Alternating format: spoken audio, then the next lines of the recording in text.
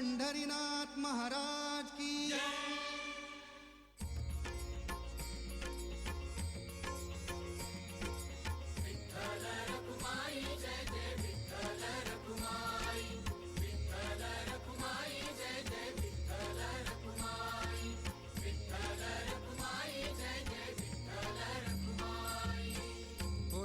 भिकारी पंढरीचा वार करी,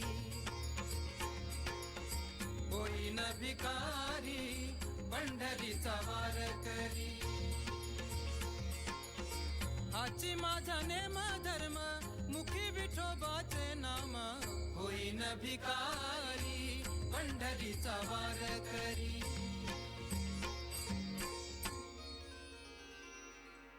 हेची माझी उपासना लागेन संतांच्या चरणा, हो हेची माझी उपासना लागेन संतांच्या चरणा. तुका म्हणे देवा हेची माझी भोळी सेवा, होईन भिकारी पंढरीचा वार करी, होईन भिकारी पंढरीचा वार करी, होईन भिकारी पंढरीचा वार करी.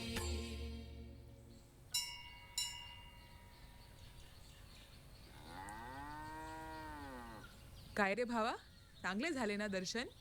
हाँ हाँ, बहुत अच्छा लगा. काय विचार चालू आहे मनात? मैं विचार करत होतो, जो अभंग हम मंदिर में गा रहे थे वो संत तुकाराम महाराज ने लिखा है ना? हाँ, क्यों? संत तुकाराम महाराज से तो विठ्ठल स्वयं मिलने आते थे ना? हाँ. तो वो संत तुकाराम महाराज अपने अभंग में ऐसा क्यों कह रहे हैं कि हाची माची उपासना लागे संतांच्या चरना? अच्छा, अर्थ नहीं समझा. अर्थ है कि मेरी यानी संत तुकाराम महाराज की उपासना भक्तों की सेवा करना है. अरे दादा, मुझे अर्थ तो समझ गया, लेकिन संत तुकाराम महाराज को भक्तों की सेवा क्यों करनी है? वो तो खुद इतने बड़े भक्त है ना. यही तो रहस्य की बात है बंधु, भगवान को प्रसन्न करने का रहस्य. अच्छा, मुझे भी बताओ ना दादा. बताता हूँ.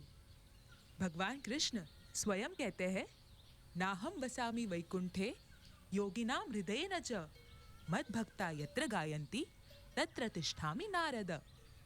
अर्थ, हे नारद, मैं ना तो वैकुंठ में रहता हूँ ना योगियों के हृदय में. मैं तो वही रहता हूँ जहाँ मेरे भक्त प्रेम पूर्वक मेरे नाम का कीर्तन करते हैं. तो भक्तों का समूह ही भगवान का निवास स्थान है. ओह, आगे सुनो. आगे तो भगवान कृष्ण अर्जुन को बोलते हैं, ये में भक्त जना पार्थ न में भक्ताश्चते जनाः मद्भक्तानां च ये भक्तास् ते में भक्त तमामतः. अर्थात, हे अर्जुन, जो लोग केवल मेरे भक्त हैं वह मुझे इतने प्रिय नहीं है, बल्कि जो मेरे भक्तों के भक्त हैं वह मुझे अत्यंत प्रिय है. खरच का? अरे बंधु, इतने प्रसन्न होते हैं कि स्वयं दर्शन देने आते हैं. ऐसे भी हुआ है? मग काय, अपने पंढरीनाथ विठ्ठल संत पुंडलिक के वैष्णव माता पिता के प्रति सेवा भावना से प्रसन्न होकर यहाँ आए हैं. हाँ दादा, मुझे ये इतिहास बताओ ना, मुझे भी सुनना है. अवश्य, मैं तुम्हें संत पुंडलिक के 2 जन्मों का इतिहास बताता हूँ.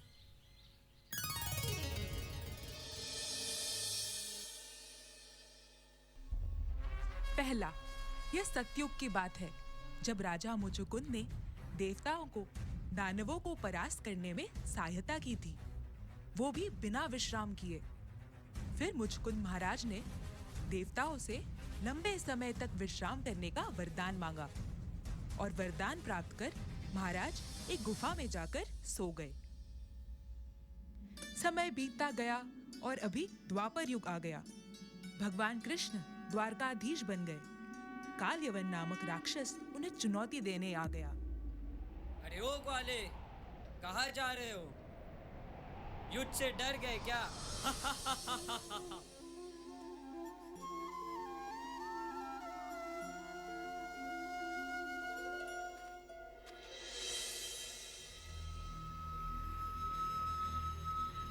अरे रुको, मेरा सामना करो.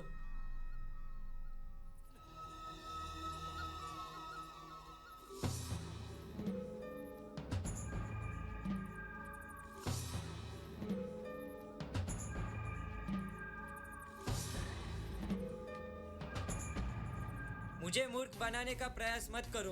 मुझे पता है ये तुम हो।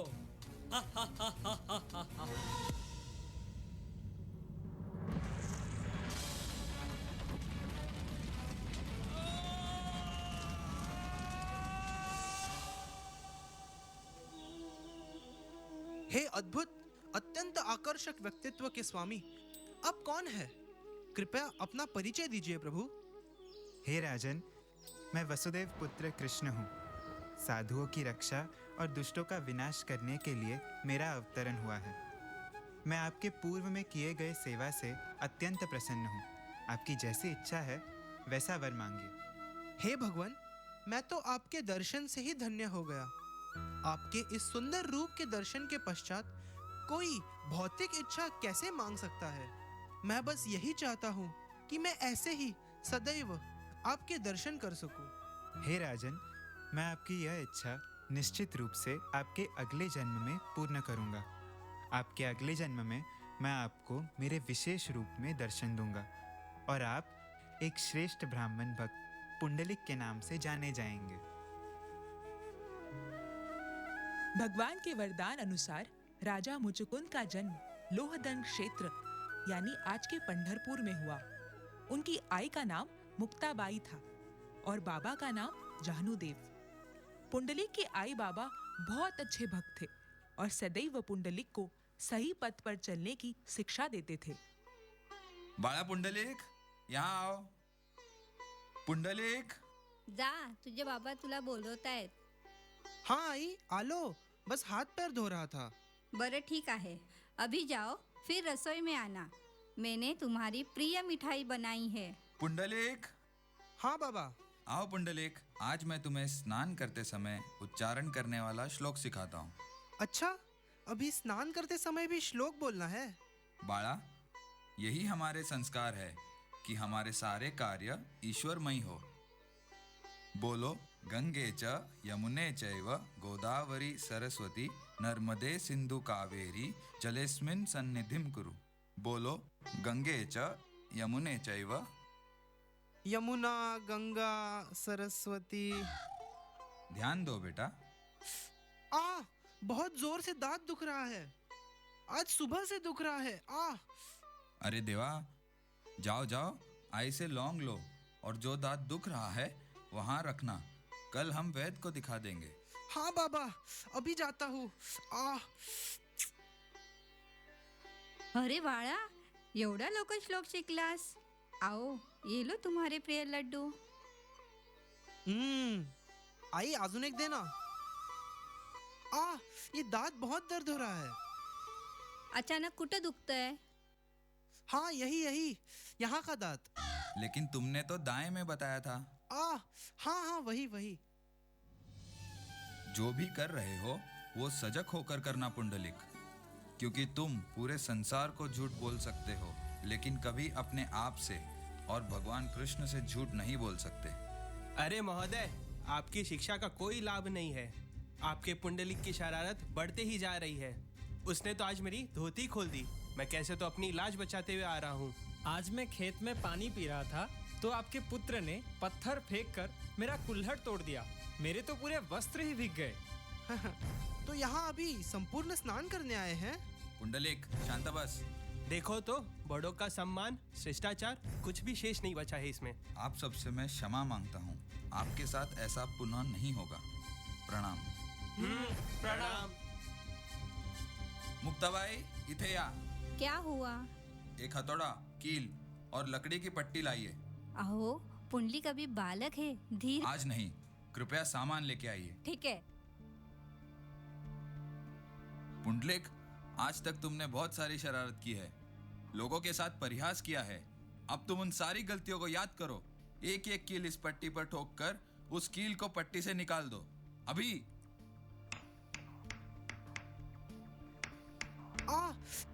अहो, आवश्यक है सरकार. बाळा, मेरा मंतव्य तुम्हें इतना दुख देने का नहीं है, लेकिन क्या तुम ये कील और पट्टे पर बने छिद्र को देख रहे हो? ये कील तुम्हारे परिहास और गलत व्यवहार के भांति है और ये छिद्र आहत हुए व्यक्तियों के भावना के भांति है. जिनसे तुमने परिहास किया है। तुम समझ रहे हो ना, लोगों को दी हुई पीड़ा इन किलों के भांति चुभती रहती है। ऐसा करो नको रे बाळा। हो बाबा। अरे वाह दादा, जानुदेव ने पुंडलिक को कितनी अच्छी शिक्षा दी है। हाँ बंधु, पर जानुदेव और मुक्ताबाई के इतने प्रयास के पश्चात भी पुंडलिक के व्यवहार में परिवर्तन नहीं आया। पुंडलिक अपने पूर्व कर्म और बुरी संगति के कारण यह सारी अच्छी बातें नहीं समझ पाया।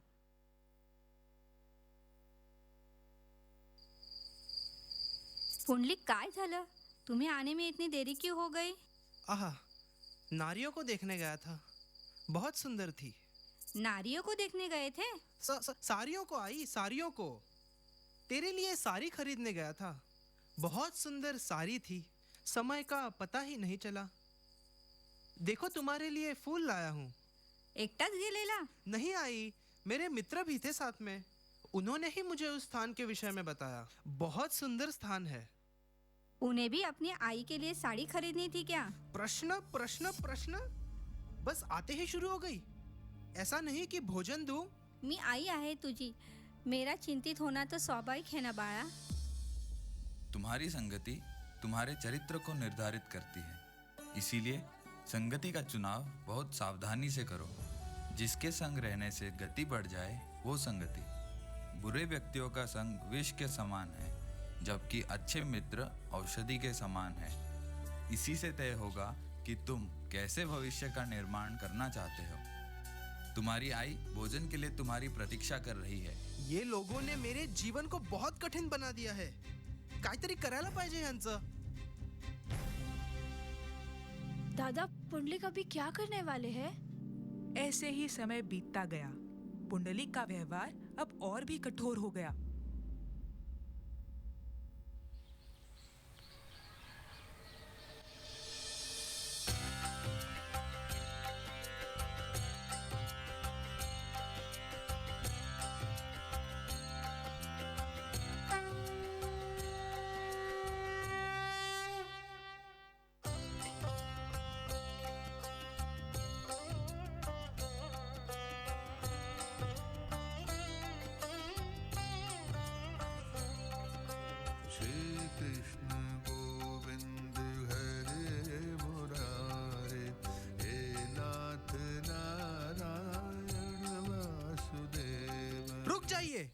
ये सब क्या कर रहे हैं आप लोग? सुबह सुबह शुरू हो गए? तो प्रातः काल में ही की जाती है पूजा, तुम्हें तो बचपन से ज्ञात है। अब प्रतिदिन मेरे पत्नी को बेसुरे आलाप से उठाने की भूल बिल्कुल मत कीजिए। तिची झोपमोड होते। पूजा करना तो सबसे महत्वपूर्ण है, असं नको बोलू रे। नाटका नुसती। मेरी पत्नी की निद्रा भंग करने वाला भजन नहीं, शोर है शोर। अपने बेटे और सुनबाई का ध्यान रखने के बजाय उनकी नींद भंग कर रहे हैं। आप हमारे शत्रु तो नहीं? आज के बाद से ये कोलाहल नहीं सुनूंगा मैं। होता है तो ठीक है, नहीं तो निगाह आता। दादा, पुंडलिक अभी क्या करने वाले हैं? अविवेक परमा पदाम पदम, अर्थात अविवेक सर्वनाश का आमंत्रण है।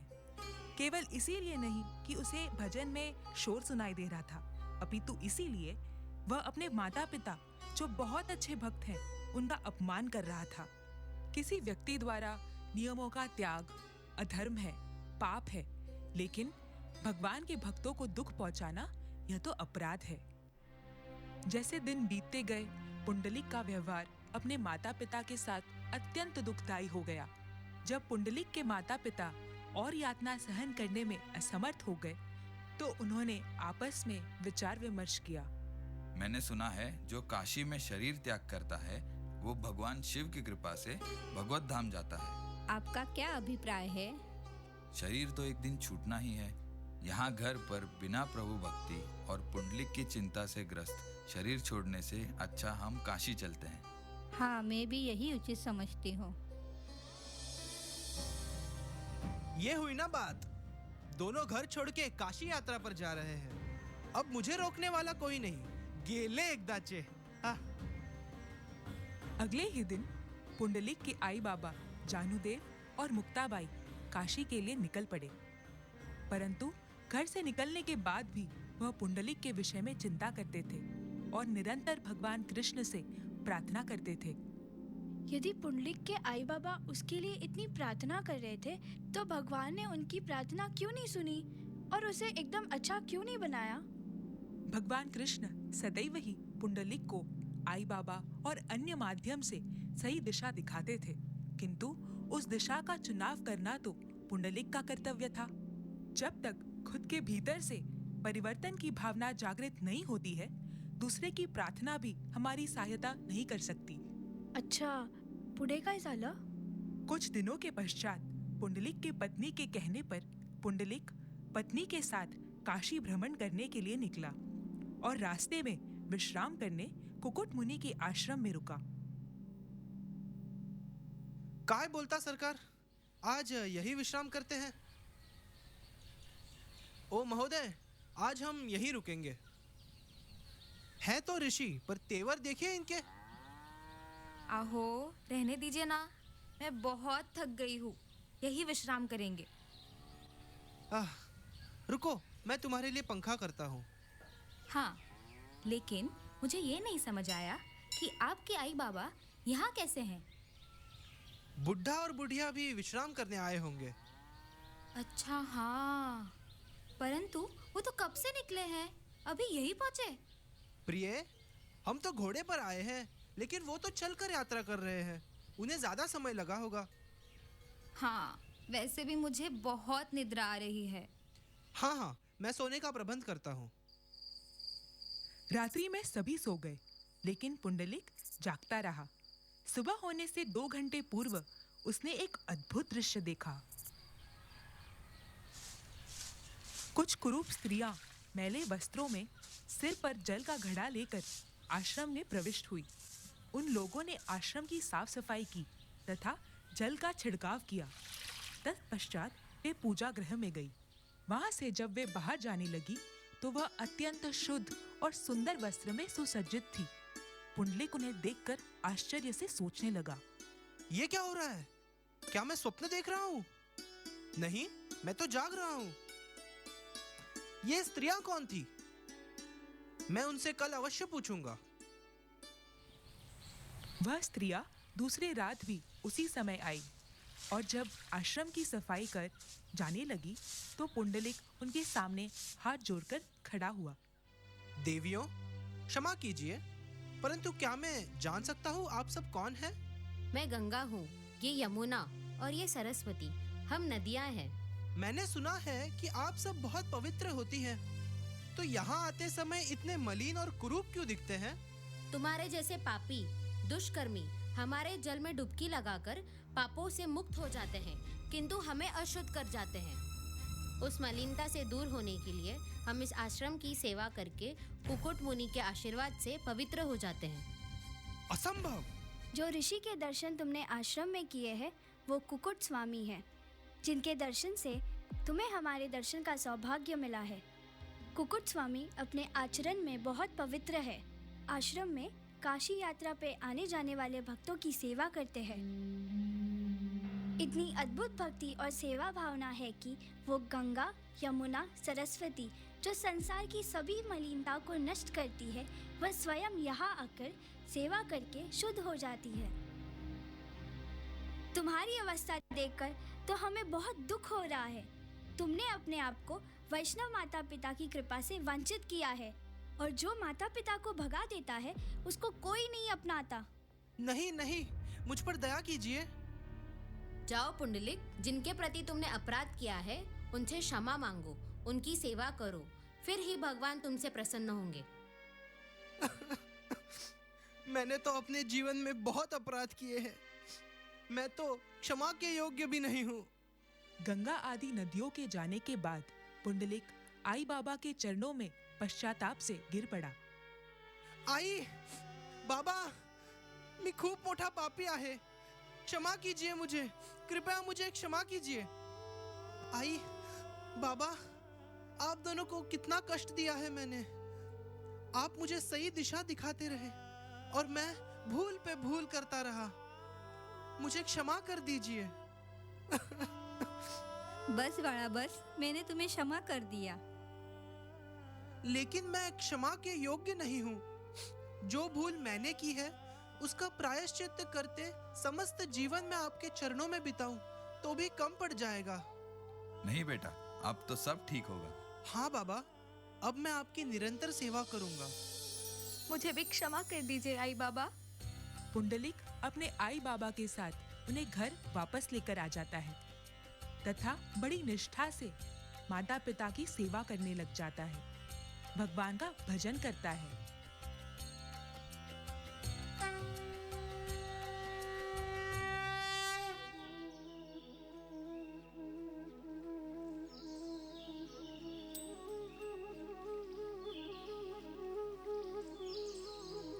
हे भगवान, हे द्वारकाधीश, आप मेरे घर पधारे।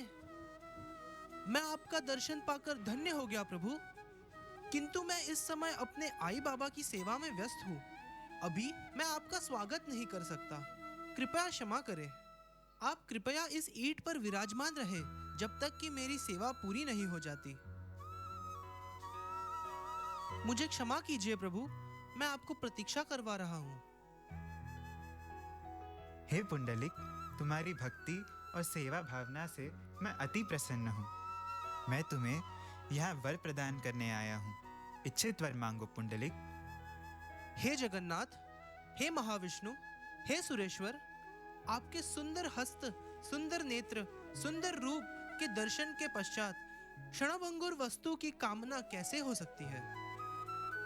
हे भगवान, मेरी बस यही इच्छा है कि आप सदैव इसी मनमोहक रूप में विराजमान रहे, और जैसे आपने मेरी प्रतीक्षा की है वैसे ही आप इसी रूप में आने वाले भक्तों की प्रतीक्षा करें और उनका उद्धार करें। तथास्तु।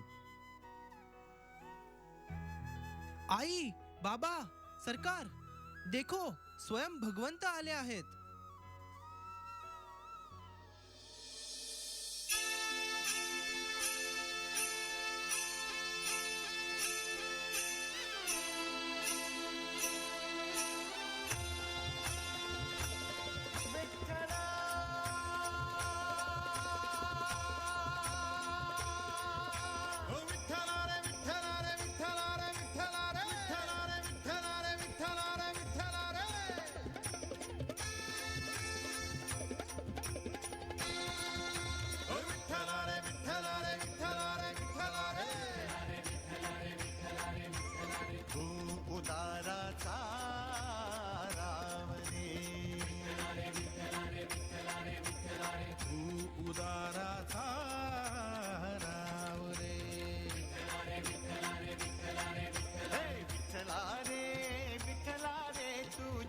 जगाचा यारे विठ्ठला रे, विठ्ठला रे, तू जीव जगाचा यारे। विठ्ठल विठ्ठल विठ्ठल विठ्ठल विठ्ठला रे, विठ्ठला रे, तू जीव जगाचा यारे। विठ्ठला रे, विठ्ठला रे, उदाराचा राव रे। विठ्ठला रे, विठ्ठला रे, विठ्ठला रे, विठ्ठला रे, विठ्ठला रे, विठ्ठला रे, विठ्ठला रे, विठ्ठला रे, तू उदाराचा राव रे।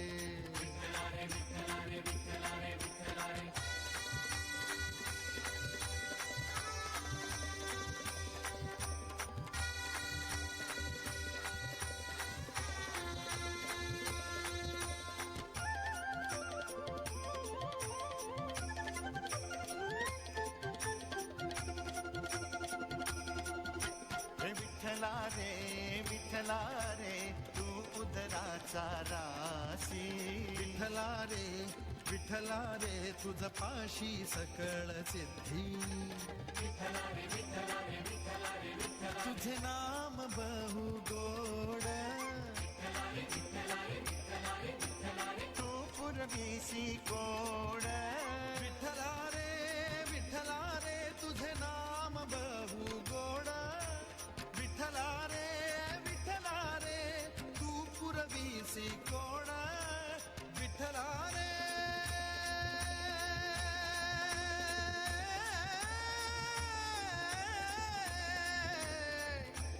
विठ्ठला रे,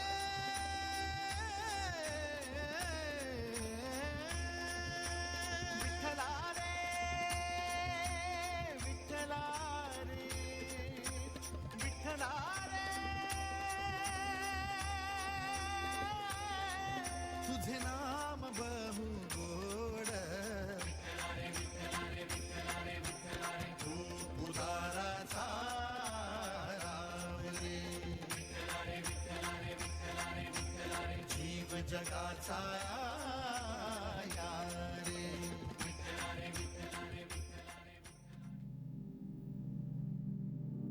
तो कैसे लगा भक्तों की सेवा का उदाहरण?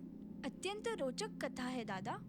कथा में भक्तों की सेवा का महत्व अच्छे से समझ गया और जब घर पर हमारे आई बाबा जैसे भक्त हो तो भक्तों की सेवा और अधिक सरल हो जाती है। मैं उनकी सारी बातों को मानूंगा, जो वो कहेंगे वही करूंगा। हाँ, वो तो है। संत पुंडलिक के दोनों जन्मों से हम भक्तों की सेवा का महत्व समझते हैं। बोलो, पहला जन्म कौन सा था? हाँ दादा, याद है, राजा मुचकुंद का, जहाँ उन्होंने देवताओं की सहायता कर उनकी सेवा की थी, और फिर संत पुंडलिक का।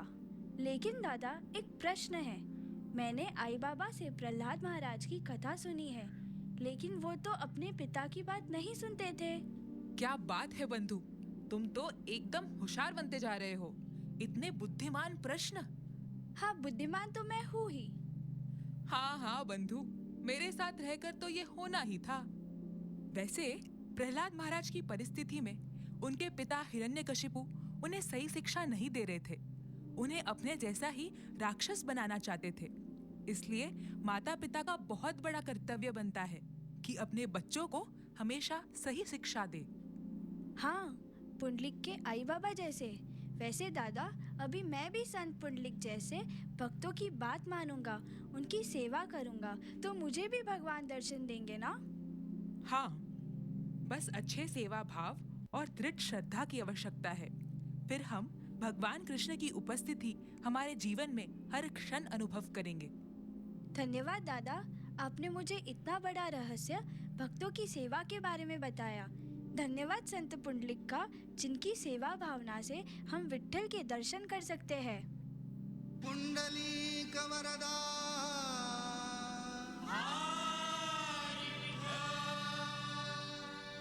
पंढरीनाथ महाराज